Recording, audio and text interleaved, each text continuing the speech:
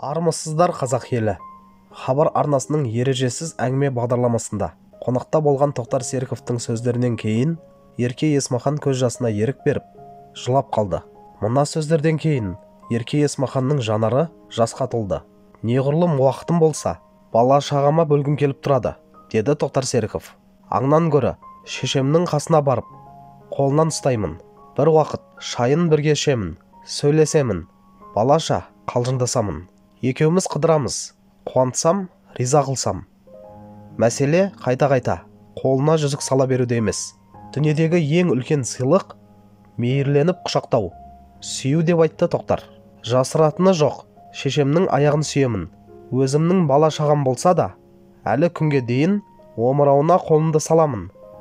Омырауын ұстаймын, сүйемін. Шешеммен арамызда күндер қалды ма, жылдар қалды ма, білмеймін. Қазірден қимастық бар. Телефоныма анашым деп жазып қойдым. Бір күні соның тұтқасын ешкім көтермеуі мүмкін. Оның да уақыты келеді.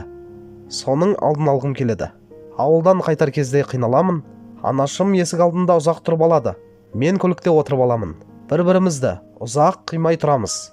Барыңды бағалау керек деп айтты Тоқтар Серіков. Не деген ақылды азамат. Шетелге барып, магистр, доктор наук болған куәлігі жоқ.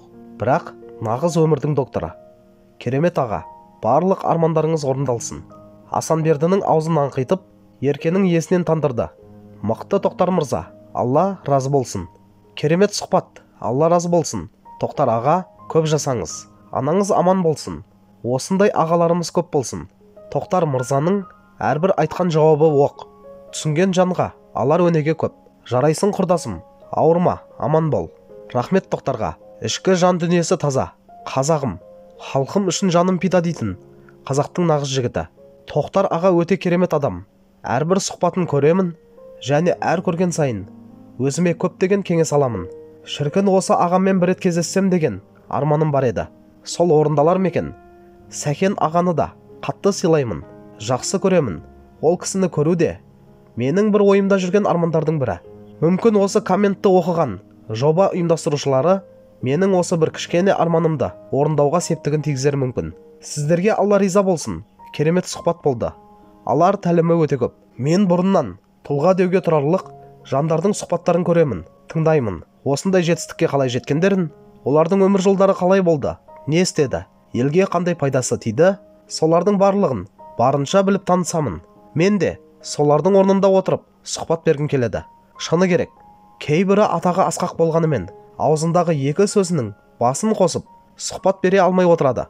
Ондайларды көрудің өзі қызықсыз болып кетеді. Ал осы Тоқтар ағамыз, Сәкен ағамыз, Арман Дүйсенов, Мұхтар Шаханов, Бекболат Тілеухан секілді аға аталарымыздың әңгімесін шыны керек бір жалықпастан тыңдап отыра бергім келеді, деп жазды сұхбатты көрген көрермендер видеоның астына.